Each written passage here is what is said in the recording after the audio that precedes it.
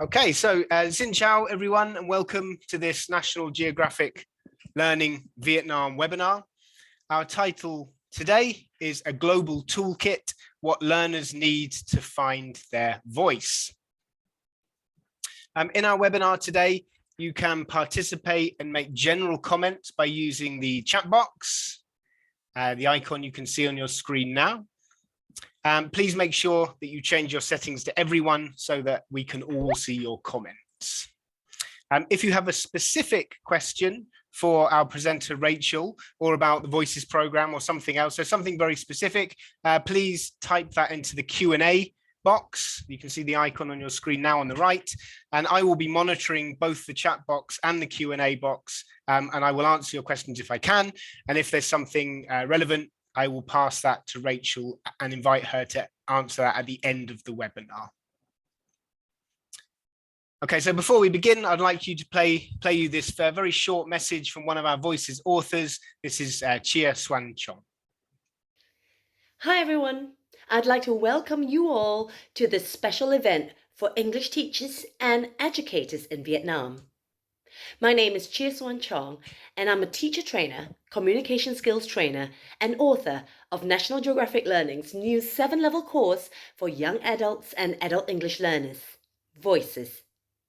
Voices focuses on helping students use English effectively as a tool for global communication. Aside from the usual grammar and vocabulary syllabus, Voices also help students with their pronunciation, their communication skills, intercultural skills, and interpersonal skills, so that they can participate in conversations with people from all around the world and communicate successfully across cultures. I hope you enjoy exploring Voices and bringing the real world into your classrooms. Okay, thank you very much to Chia there. And I'm now going to hand you over to our special guest speaker. So I'm very happy today to have Rachel with us. She is the publisher of the Voices series and an expert in the English education field with many years of experience. So please welcome Rachel. And Rachel, I'm going to stop sharing and pass it over to you. Hello, everyone. I'm just going to share my screen with you now. So just bear with me 1 second while I switch over. So let's see. From beginning, and I'm just going to swap views and we can get started. Can everybody see my screen okay? I'm going to shift this over here so I can see your comments.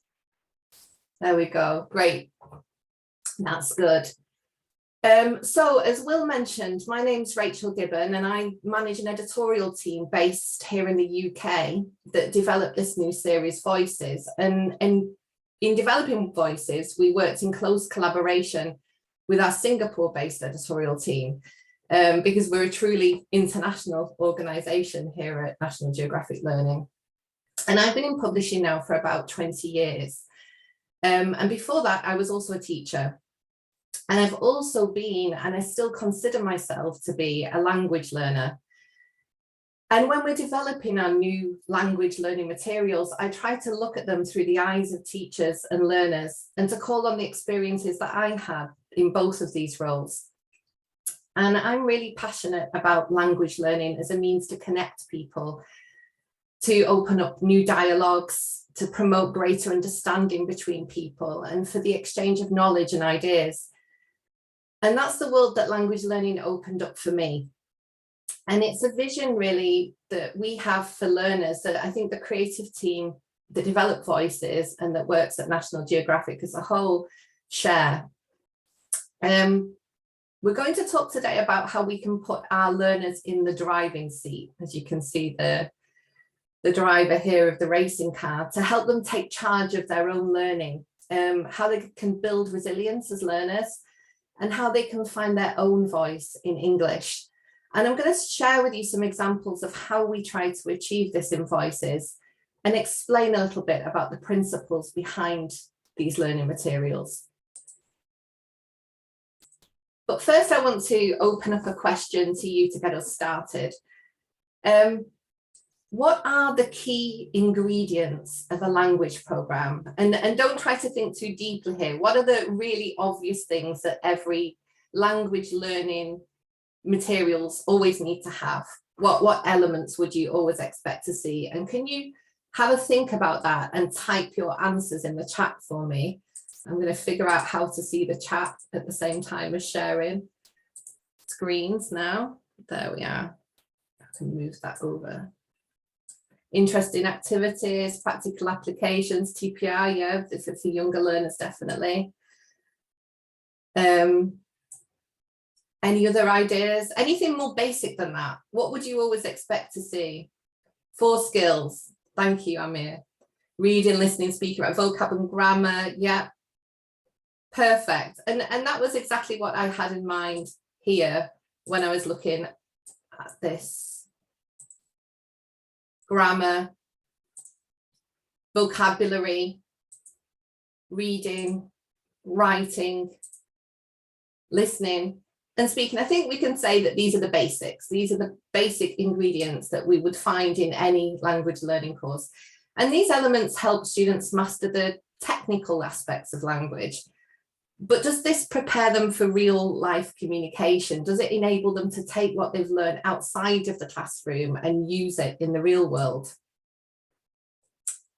And as you're saying, hi, empowering students' voices. And that is what we also want to be doing.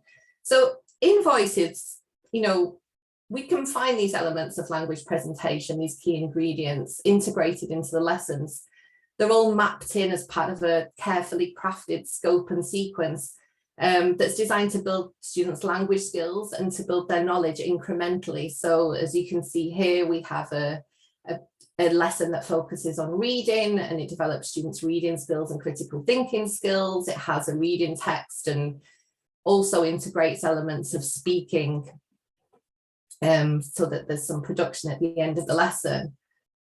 This B lesson focuses mostly on grammar and building listening skills, and also integrates pronunciation and speaking. And again, here we have the second grammar point of the unit. So these are all the elements that you would always expect to see. And here we've got a lesson that's dedicated to developing students' writing skills, and it follows the process writing approach, taking them through with a model from an explorer.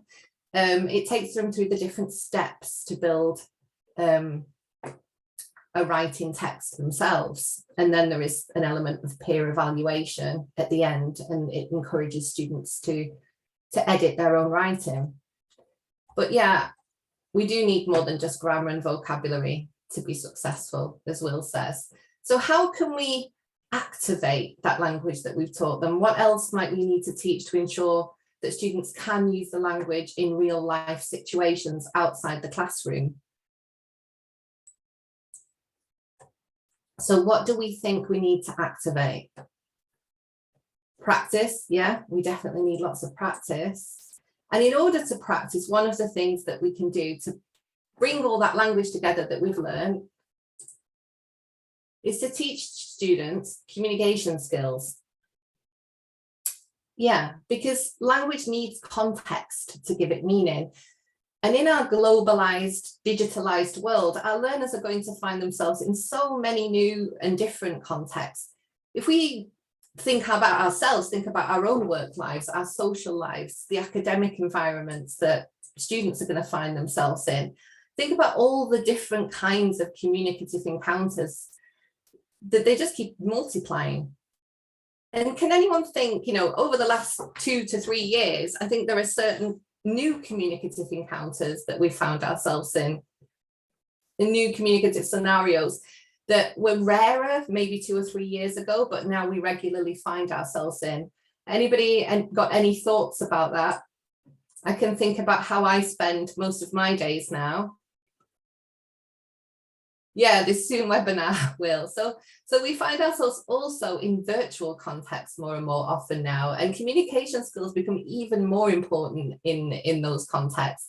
The ability to communicate clearly, to check understanding, and all of those skills that go around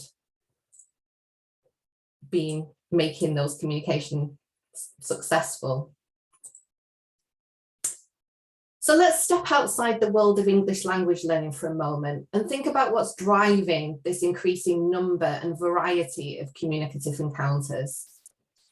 And here's a snapshot of the modern world before disruption, before the pandemic. This is what was happening in a single day on planet Earth. And in the last 30 to 40 years, there's been a lot of movement across borders and especially into cities. We've seen a lot of urbanization happening in countries across the world. More people have access to education and a higher standard of living.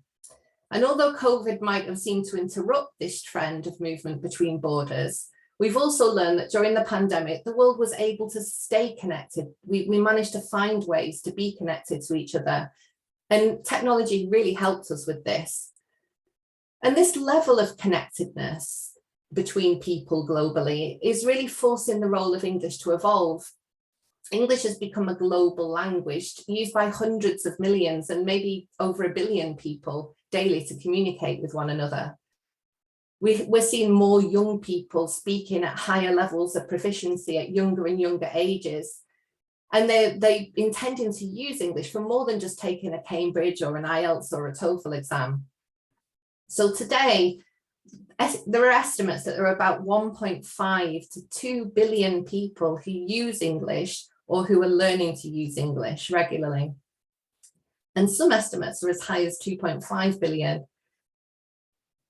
And it's also estimated that about 80% of the communicative encounters that happen globally every day do not involve a native speaker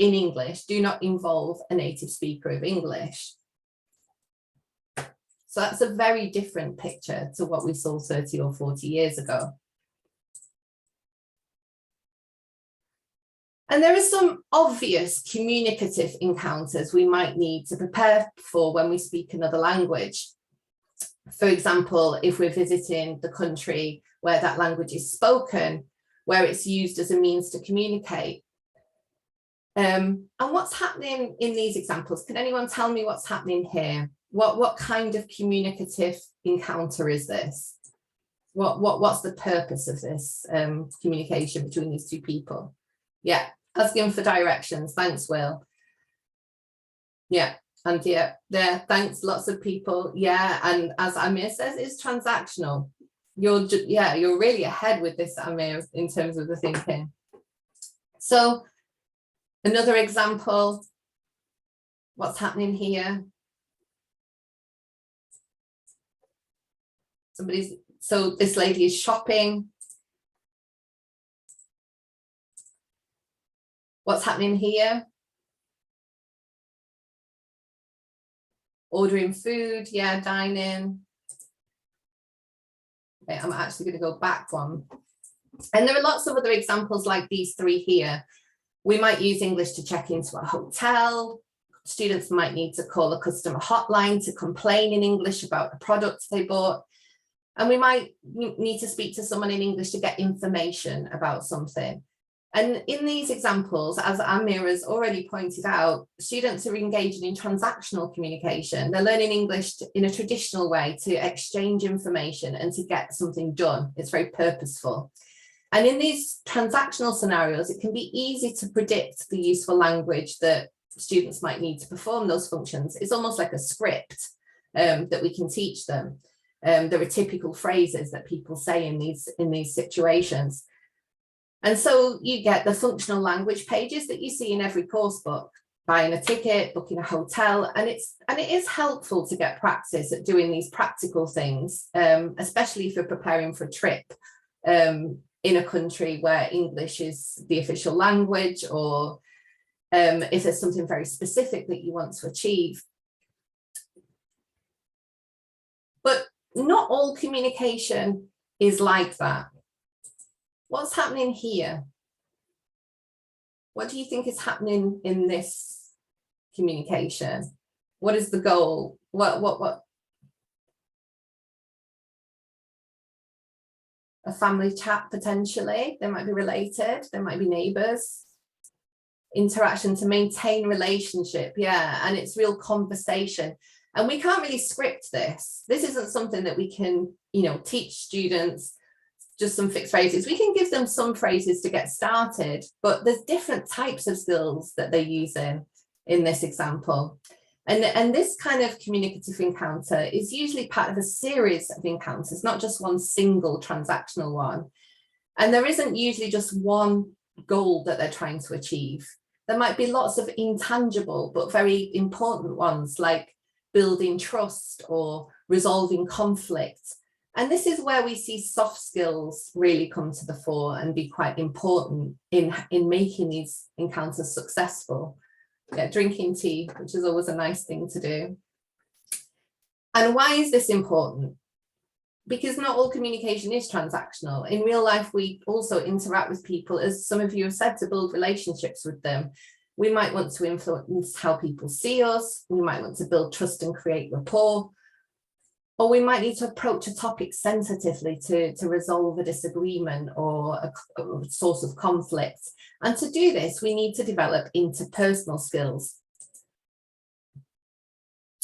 And unlike transactional communication, we can't predict the script, as we've said. So sometimes we need to help learners along the way and give them some guidance to develop their own interpersonal communication skills. And how can we do that in a way that's easy for teachers to use in any ELT classroom in the world? And I've put up an example here, which I'm going to talk more about these lessons as we go forward, of a lesson from Voices, where you can see here the focus is on the interpersonal skill of building trust. And we're going to look at the way we do that step by step. So the main way that we try to do this in Voices is through telling stories that are based on real people and real scenarios.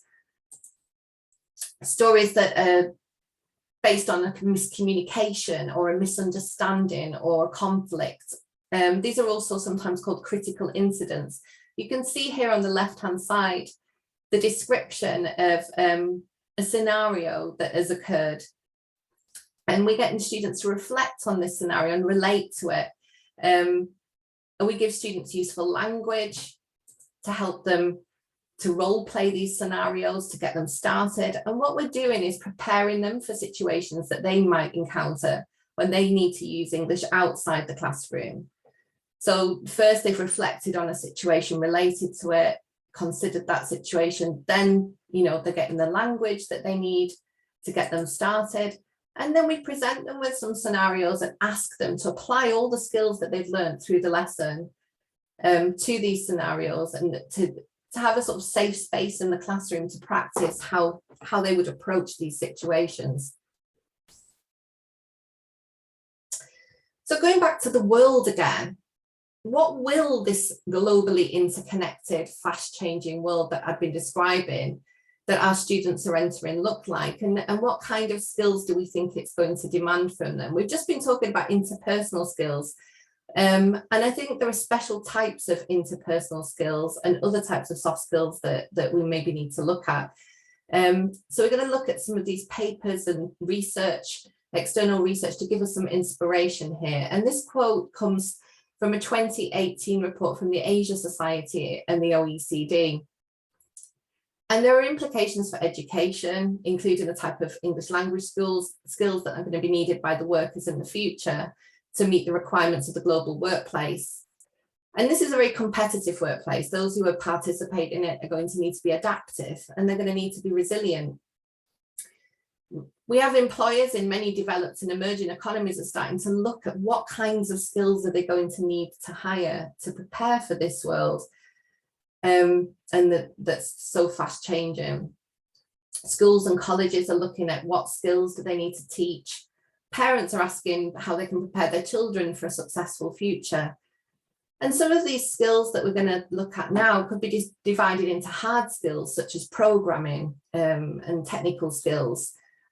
And others are more soft skills, such as working with others, showing resilience, and having intercultural skills that can help them adapt to new environments and that help them to be able to communicate across cultural boundaries. So let's go a little deeper and look at another report which looks at the skills citizens are going to need in the future world of work in more detail. And this time it's a report from McKinsey's Social and Public Policy Group.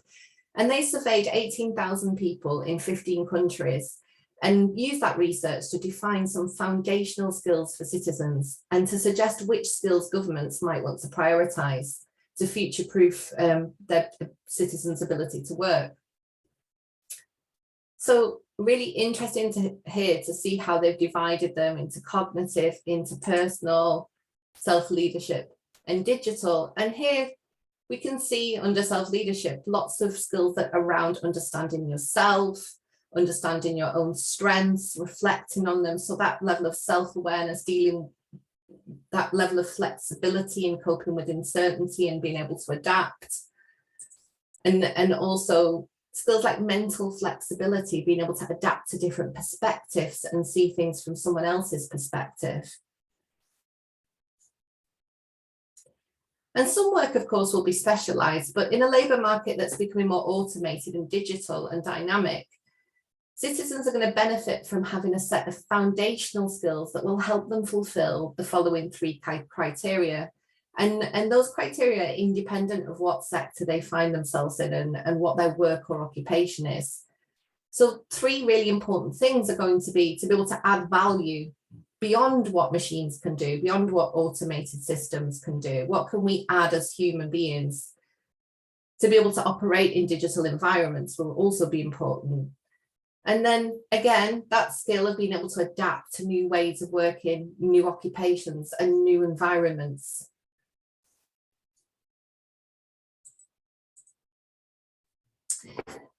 In addition to that, organisations like the World Economic Forum have developed frameworks like this one, the Education 4.0 framework, and they've tried to identify what types of skills, learning content and learning experiences will need to develop in students to equip them for the changes that we're seeing in the global workplace. And this is really useful to people like us, to teachers and to materials developers, to really have this kind of checklist of areas that we might want to focus on that might help students develop the types of skills that this research, this massive research that we've reviewed have identified. And all of this makes complete sense when you look at it. There isn't anything here. It's very difficult to argue against any of this because we can see these changes happening around us and we can see the need for these types of skills emerging. But as educators, what can we do with this information? What does it mean for what we do in the classroom?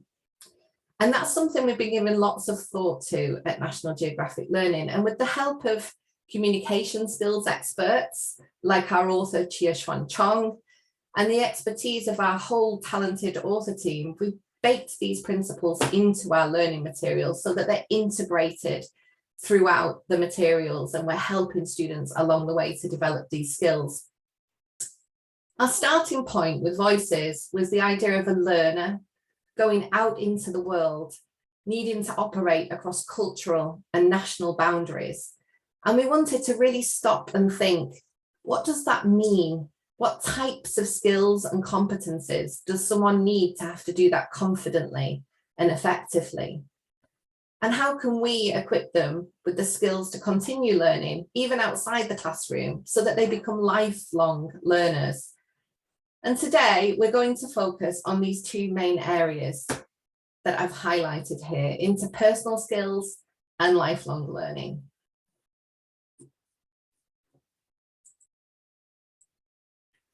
And we've already looked at how we can evolve from a more traditional functional language approach of communication skills towards developing the kinds of interpersonal skills that are going to help students improve the quality of their interactions. If we want to equip learners for communicative encounters in a globally interconnected world, it's clear that we need to extend this focus on interpersonal skills to developing intercultural skills. And how can we define culture? I particularly like this definition from Holiday and Al, that culture is a fluid, creative, social force which binds different groupings and different aspects of behaviour in different ways. Gives you lots to think about.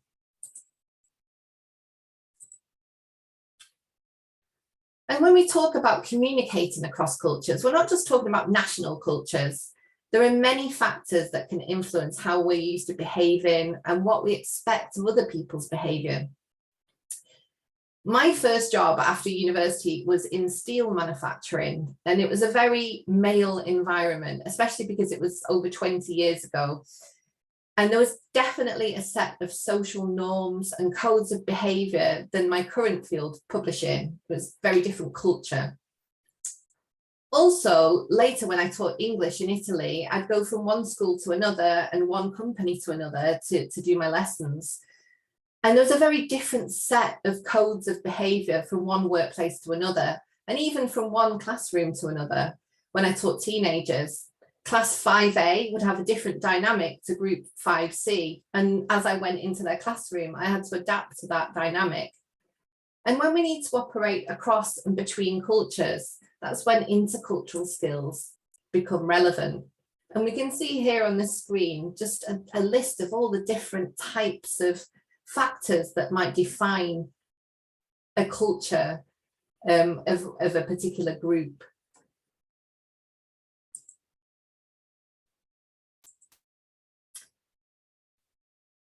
And why might intercultural skills be important? Do you think they're important? I'd like to hear from you. Do you think intercultural skills are important for your students? And if so, why do you think that they're important?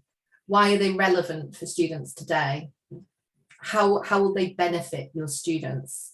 Can you type for me in the chat your ideas about this question? To closely relate, to each other.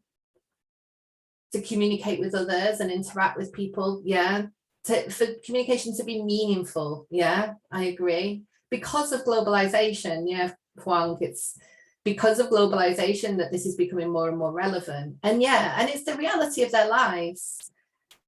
It helps them avoid misunderstanding, and also helps you, Viv Wang, to kind of express your own identity.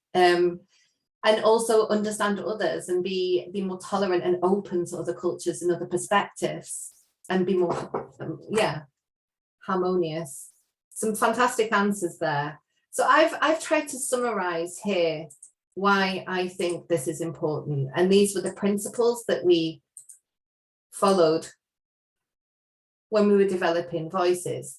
We believe that intercultural skills are important because it's likely that our students are going to be using English to communicate with people from other communities. As I mentioned before, if more than 80% of the communicative encounters that happen in the world every day are between people whose first language is not English, that means our students are likely to meet people from a variety of language and cultural backgrounds when they're speaking English. They're going to encounter people with different norms, different behaviors, and different attitudes towards things. And they're all going to bring with them their own culture. And that's going to act as a filter that it makes them interpret the communicative situations they find themselves in different ways to each other. But essentially, they need to be able to build relationships, as some of you have pointed out, with people that are different from themselves and do all those things like build positive relationship, avoid conflicts and misunderstanding. So going back to the World Economic Forum Education 4.0 model, this provides some ideas for us about what that means. What do intercultural skills and interpersonal skills in this kind of realm of global communication, what do they mean? So they might need to develop empathy, the ability to see things from other people's perspectives, to cooperate with people from different backgrounds, the kind of soft skills or social and emotional skills that enable us to build positive relationships and understand each other better. But not all of our students are able to hop on a plane and do a world tour. So how do we help our students develop that kind of cultural insight from inside the classroom? Getting to know other cultures can involve learning about their festivals and what they celebrate. That's also culture, exploring different foods that people eat, different music they enjoy, reading stories and history about other different places. But another aspect of culture that we can see is behavior. And some cultures might be more direct. Other cultures might prefer an indirect way of communicating, especially when they're speaking to someone of a higher status or possibly older than them, like a teacher or a boss or a grandparent. Some people may like to do one thing at a time and be more focused, where others might like to juggle more than one thing and be more flexible. And when people do things that we're not used to, it's easy for us to just jump to conclusions based on our own perception and to make assumptions about them that are based on our own culture. And this is where it's really important for us to look beneath the surface at aspects of culture that we can't easily see. And I think this iceberg is a really beautiful way of demonstrating this. So when we get students to explore intercultural strategies in voices, we're not getting them to sign up to a stereotype or a generalization. We're not giving them checklists of this is the right behavior and this is the wrong behavior. Instead, we're guiding them to become more self-aware, to be more flexible and more willing to accommodate the people that they're going to communicate with in English, to make sure that those relationships that they build are positive. And we can see here on the screen a lesson about understanding other views from voices that really demonstrates one of these key skills that for students to develop. And on each of these, in each of these lessons, we have a build up at the beginning of the lesson to introduce students to the topic. They watch a video that introduces the topic and gets them thinking about the type of skill to develop. And then they look at a communication skill and the principles of that skill. And then they're given useful language that they can use to get them started in communication before they're presented some scenarios for them to personalize that language and apply it to some real life scenarios. Is a picture about IQ and EQ. This picture is more about culture. It's called the cultural iceberg. And I'm going to show it to you a little bit bigger here so you can see it a little bit better. So all of the things that are above the surface here are the things that we can see, the things that are visible to us, behavior, the food that people eat, the festivals, the arts. These are things that are easy things to perceive about someone's culture. But all of the things that underlie that are the things that are not immediately visible to us, the things that we can't see. But so we have to be aware that somebody's attitudes, the way they think or feel about something might be different. And the things that are important to them might be different to the things that are important to them. And that might determine the behavior that we see on the surface. And so what we're trying to train students to do in voices is that when they encounter behavior that's unfamiliar or different to what they're used to, we're trying to encourage them to be curious and to explore what's under the iceberg. Why might somebody be behaving this way? What values and attitudes might underlie that behavior? And to keep an open mind. So now we're going to try out some of these approaches on you. I'm going to ask you to look at a photo in a moment for 5 seconds. And then I'm going to ask you afterwards, what did you see in that photo? So there aren't any right or wrong answers. This isn't a test of anyone's intelligence, emotional intelligence or intellectual intelligence. It might reveal to you, though, something about you and the way that you see things and the way that you think.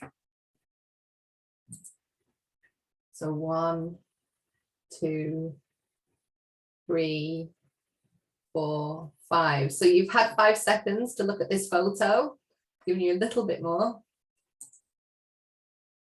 Can you describe to me what you noticed, what you saw in that photo? Please type into the chat for me. What did you see? What was happening? Drinking coffee in a European cafe with a street performer? Yeah. A man and a woman, a boy and a girl, yeah, sharing ideas. So interesting. So some people are thinking about the purpose of the communication. Some people thinking about the actual physical things that they see, sculpture, yeah, an awesome moustache, conversation, 3 people having drinks, So a lot of you are thinking about the communicative scenario. Okay, some people are listing the things, so are looking at the details, the barman and the lady's sculpture drinking coffee. So some of these are more descriptive around the actual things that you can see, the concrete things. And some of you are thinking more about the situation itself and the purpose of the communication. So that's really interesting. I'm going to show you now a video that gets us to think about different ways of seeing the world. And I want you to reflect when you're watching that video on your responses just now to that question. I hope it's going to play okay. Please let me know if it's not playing okay. I'm going to try here because it didn't work last time.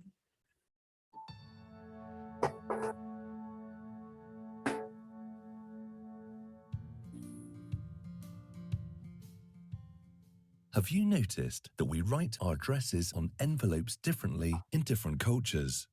In London, UK, the name of the receiver comes first, the door number and street name follow, then the city and postcode. It goes from the individual to the whole. But in Tokyo, Japan, the address goes from the whole to the individual, starting with the postcode and ending with the name of the receiver. We also see this pattern in the way we write our names. In Western countries, the title and the individual's given name usually come first, and then the family name, from the individual to the whole. In some Asian countries, such as Japan, the family name usually comes first, and then sorry.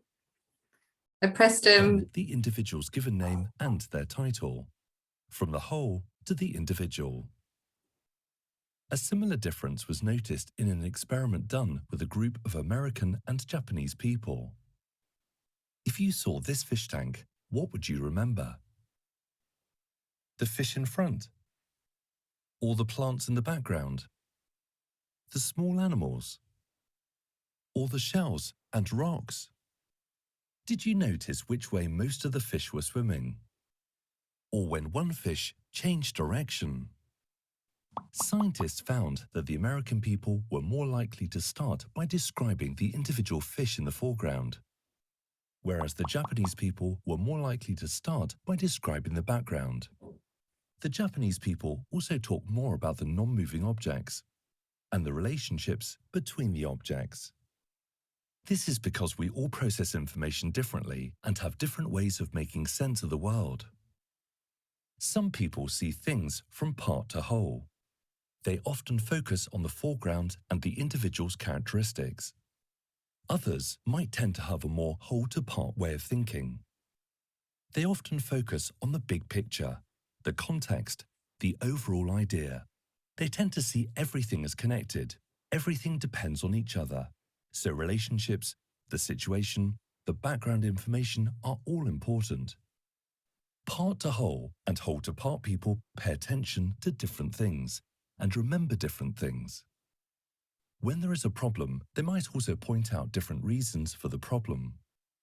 Part to whole people might immediately look for specific causes, while whole to part people are more likely to consider the history, the context, and the relationships involved. When people with different ways of processing information come together, misunderstandings can happen. For someone who tends to focus on the specifics, a person talking about the context might seem like they're not getting to the point. For someone who wants to consider the overall context, a person focusing on a very specific part of the issue might seem like they're missing the big picture.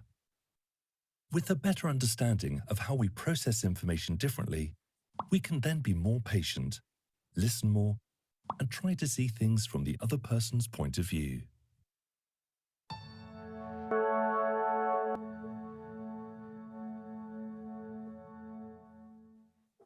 Yeah, so it is really fascinating. You know, I found that when Chia wrote, Chia, who you saw earlier, one of the authors of Voices, and Lewis, who she was co-writing with, when they wrote that video script, I was really fascinated because it really gave an aha moment for me, a revelation for me really about some of my own working relationships, because it made me realize that I am very much a whole to part person.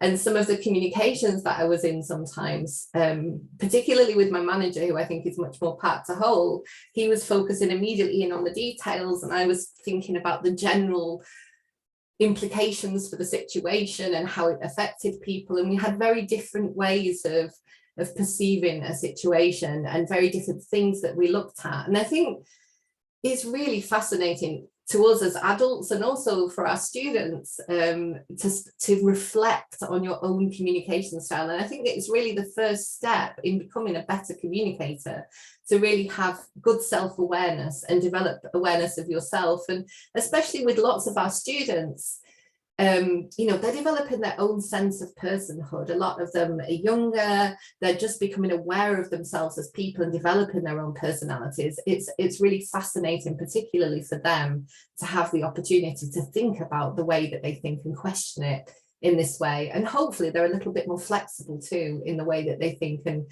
we're able to encourage them to be open in these intercultural communication situations. So I'm glad that you all enjoyed that. Thank you. Yeah, so I thought from the responses that you gave me on the photo that we have got lots of whole to part people here, because lots of you were thinking about the communicative scenario rather than the details. Whereas when I've shown other groups of people that photo, they've sometimes said things like, oh, there's a coffee pot on the bar and the bar is made of marble, and there's a fridge in the background, and and I think that's typical of a part to whole person, would be noticing all of those details. Yeah, and will notice the moustache.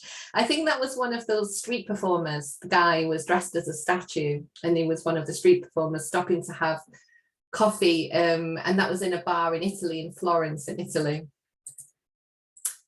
Right, move forward now. And again, we have another example here of one of these lesson Ds. So in every unit of voices, we have a lesson that has a specific focus on developing these kinds of communication skills and strategies, and building students' interpersonal and intercultural skills.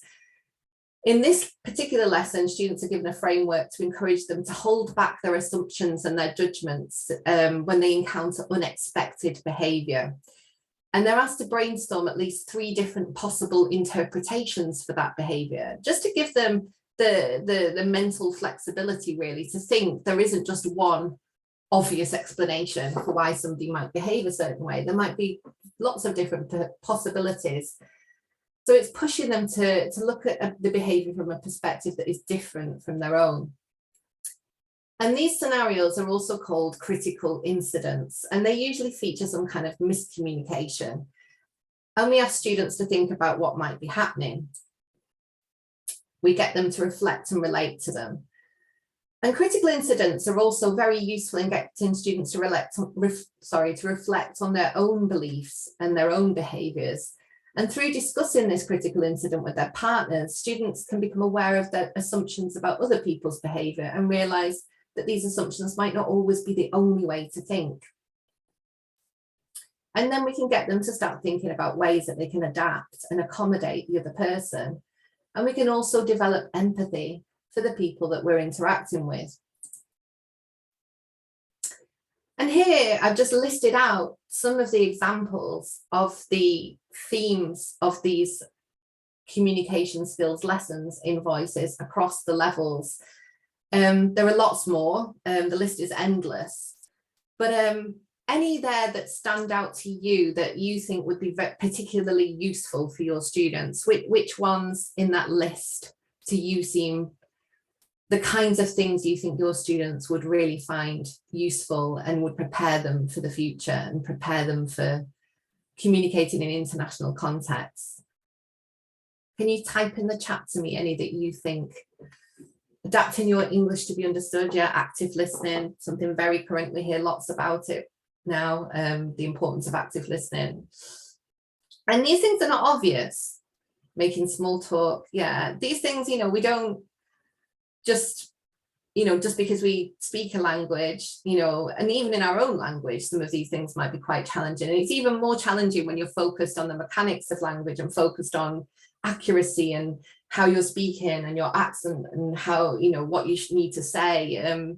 You know, it's a lot for them to think about. So giving them that extra help with this and providing them with some strategies and some language that might help them get started, I think is really going to boost students' confidence.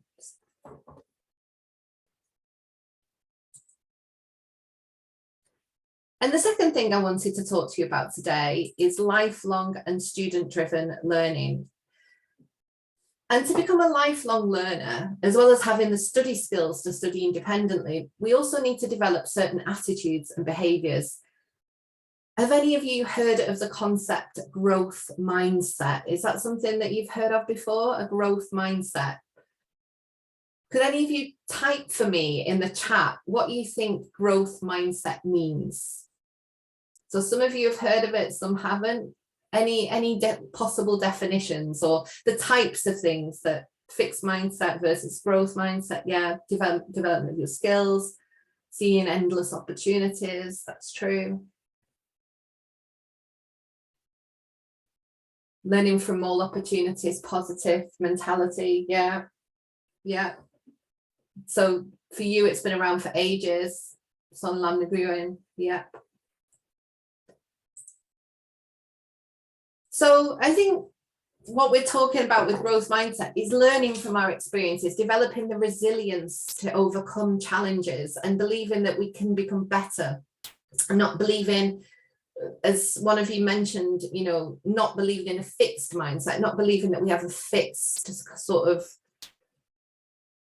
list of skills and attributes that always remain the same, things that you're just good at and things that you're bad at, you know, that situation can change, that you can work on it.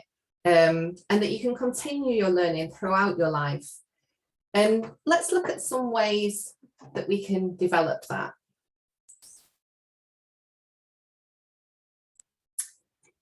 So I think this is some of the ways that we can develop a growth mindset with students in the classroom. I think we can model it for them. I think we can show how we do it, how the fact that we are committed to continuing to learn. One of the best things about being teachers is that believing in learning and believing in being a lifelong learner and always continuing to learn throughout your own career. You know, in that way, when students see you do that, when students see your curiosity and your desire to constantly improve, and that you admit that you don't already know everything and that you always are committed to trying to find out the answer, I think that models it for them. I think we can also provide other role models for them. And one of the things we try to do in Voices is use the National Geographic explorers as role models. I think we can develop their self-awareness. We've talked about this a little bit already in terms of interpersonal and intercultural skills. We can encourage them also to reflect on their learning experiences and to encourage them to build stamina and resilience in learning. And I think we can also help them to develop certain skills and strategies to improve the way that they learn and to understand what helps them individually learn well.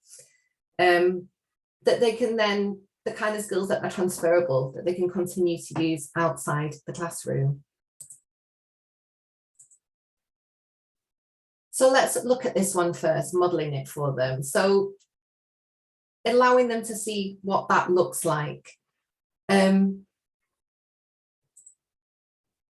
Voices, we have the National Geographic Explorers provide students with inspirational but relatable role models, and the 42 National Geographic Explorers feature in Voices. We can see here Rebecca Wolf on this unit opener page, and in each of the unit openers there is a video of the explorer that is going to feature in that unit. Sometimes it's 2 explorers, sometimes it's 1. And Rebecca here is talking about an experience that she had working on a research project in a team in the Andes Mountains in Peru. And she talks about to us about the qualities that she thinks are essential to teamwork. And the 2 qualities she names are flexibility and compassion. And she also emphasizes the importance of learning from our mistakes and adapting our plans, as well as actively listening to our teammates. So Rebecca's really modeling for us the kinds of skills that we're trying to develop in our students. And the thing about the Explorers is they're great ambassadors for international communication. They're from a wide range of cultural and linguistic backgrounds. Lots of the Explorers speak English as a second or third language. And they have a rich collection of life experiences and also have excellent storytelling skills to share them with us. So they're very engaging. So this is the first instance in which we meet the Explorers. And then we meet them again at different points in the unit. So these are two different lessons here that you can see. In the first lesson on the left-hand side, we can see Lia Kajiki. She's a Brazilian-born explorer who has family roots in Japan. And she's talking to us about her mixed cultural identity. And she describes to us the ways in which she feels a sense of belonging and connection to both Brazil and Japan. And this provides a springboard really for students to be able to talk about their own sense of identity. Other times, the Explorers actively share their skills and knowledge and help teach the students something. So on this right-hand side here, we've got in one of the writing lessons, the writing model is an article written by Ruben Salgado, an explorer originally from Spain, who is a photographer, about how to take a great photo with your smartphone. And he explains the principles here. And then the students are required to write an article like Ruben's article about something that they know how to do well.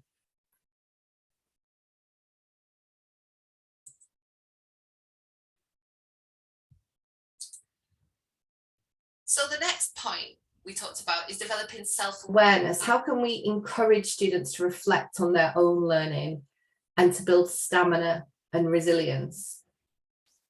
And I'm going to share with you, you might have different ideas. And if you do have ideas around these things, please do share them, because I'm sure everybody who's here, you know, one of the nice things about these webinars is we're bringing lots of teachers together. And it's an opportunity also to learn from each other. So if there are other ideas that you have about the ways that you like to do these things, do share them.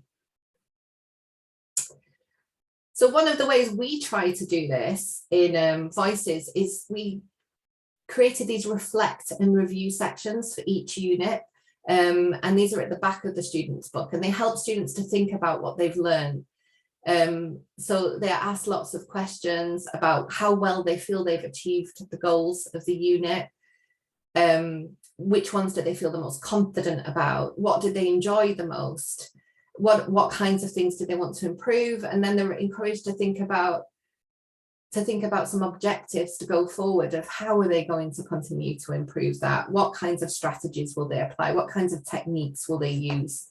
So all of this is part of making them more aware of themselves as learners, and also more aware of what works for them. You know, some different people respond in different ways to different strategies for learning, and finding what works for you is a really important part of becoming an effective learner.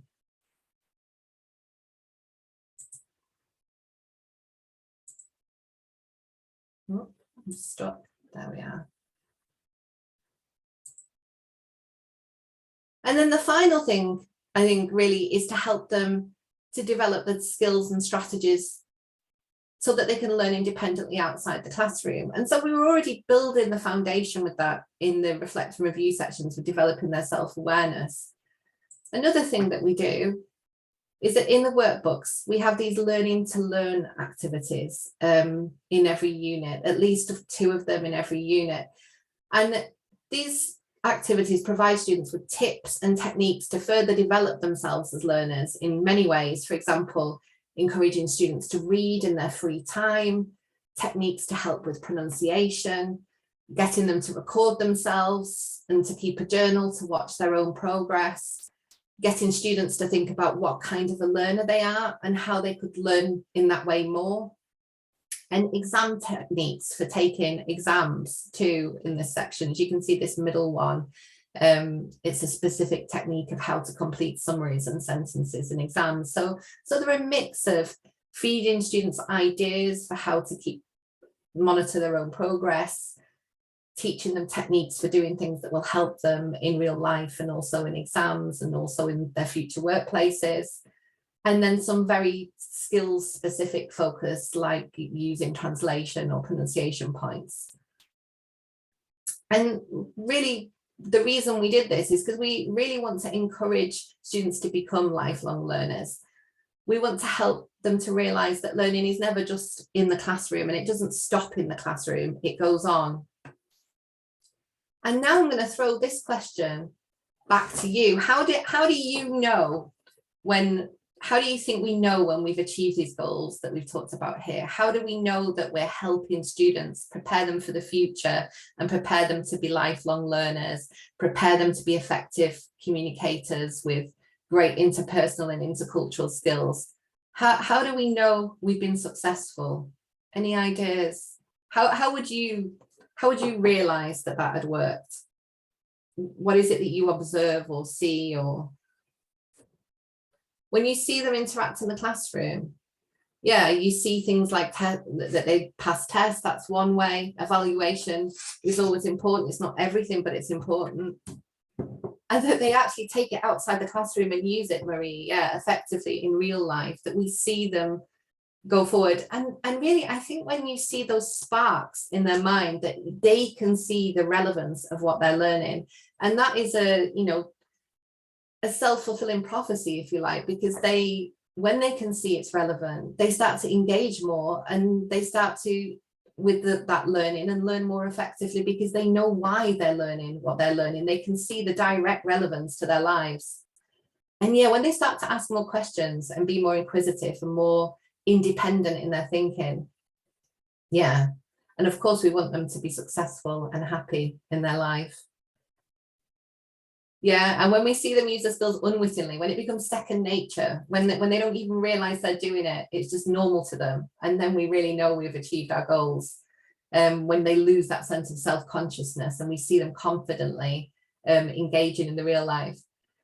Oh, that's beautiful. The feeling of success. I'm going to lose that. I'm going to scroll upwards because I want to read that one. Hugh, Dan. The feeling of success is like a smile and a fly, and it can encourage the learners to continue to believe in themselves. Yeah. Yeah, Will, sometimes you come across ex-students on LinkedIn and you think, wow, you're really, you've really got there. You've really done it. You're out there in the world communicating successfully. Yeah, when they get out their comfort zone. And that's what we want to see. So I hope some of those ideas were interesting to you today and got you thinking about the way that you might be able to develop students into personal and intercultural skills in the classroom and encourage students to become lifelong learners. I think they're just two of the things that really help students find their voice in English. I think they're two really important things. If you do have any questions for me now, what time of that? I'm not very good at keeping track of time. We do have a few minutes if you have any additional questions. Will, has anybody fed any questions in the other area that? No, there haven't been any specific questions in the Q&A, but I can see that everyone was very engaged in the chat box. Yeah, you've been fantastic. You've been very, very engaged and communicative. So I'm sure you're going to model this fantastically well for your learners too. Thank you very much for joining. It's been an absolute pleasure to have you all here today. Okay, great. So is it okay if I do my screen share, Rachel? And yeah, I'll to stop sharing now. Great, and I've just got a few things to share with everybody before we leave the webinar. Okay, Great. So first of all, let me just start this here. So I've got a few things I wanted to share with you. And first of all, sorry, I should say thank you, Rachel, for that really interesting and inspiring session. I think everybody really enjoyed that and got some useful ideas for their classrooms. I think for me, one of the highlights was really being aware of that part to whole to part differentiation. I've never learned about that before, and I think that's really valuable information for everybody in their life to know that you have these two different kinds of people, and it's also fascinating as well. And we could see that from the responses in the chat box. So I just want to wrap up by reminding you that The content and material you've seen today are all from National Geographic Learning's new adult program Voices. One of the strengths, as we saw today, it can be used to help students develop life skills, communication skills, and a growth mindset.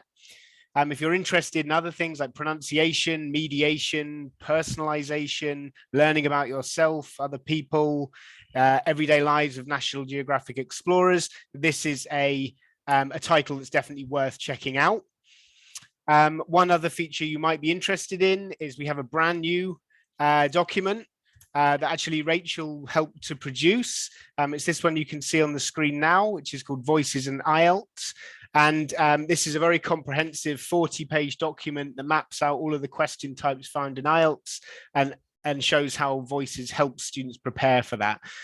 So I've got a quick poll for you. If anyone watching today, if any of you would like us to get in touch with you about the Voices program, or perhaps about this IELTS document I'm showing you now, or anything really, if you would like us to contact you, then just put yes in the chat box now, and I will make sure that one of our sales representatives gets in touch with you.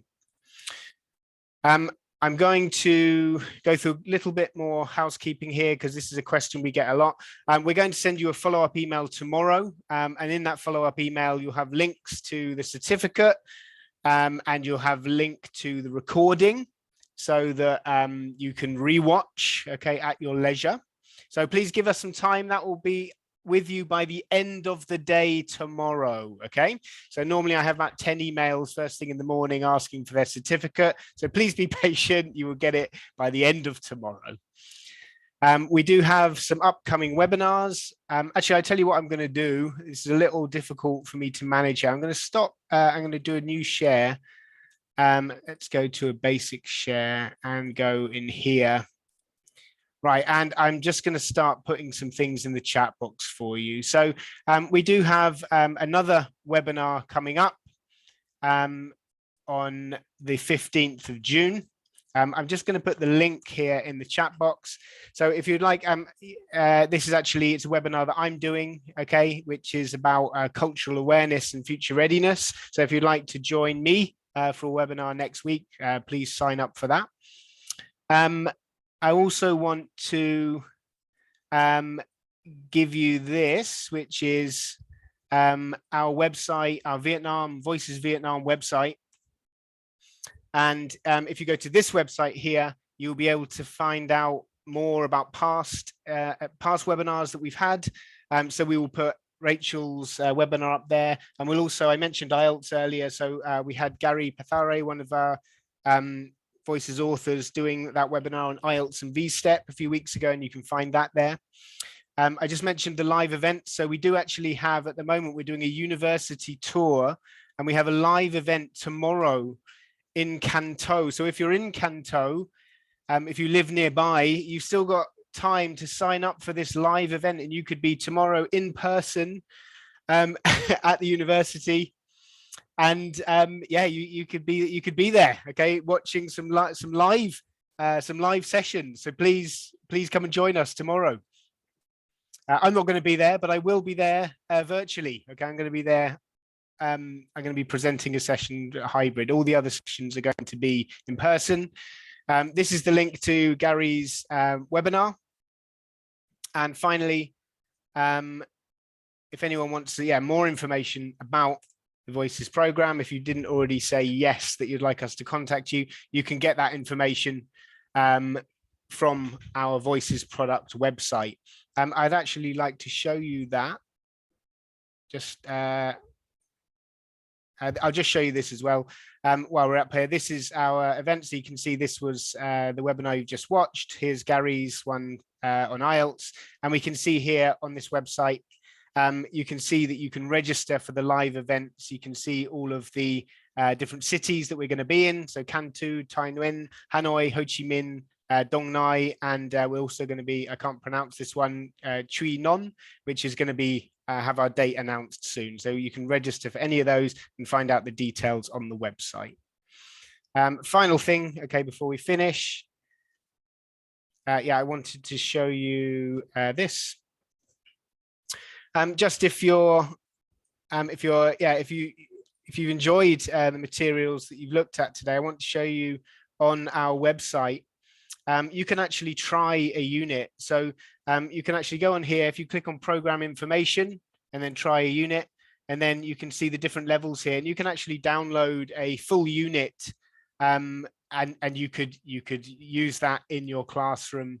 And I'm sure that you and your students would really enjoy some of the fantastic content that you can find there.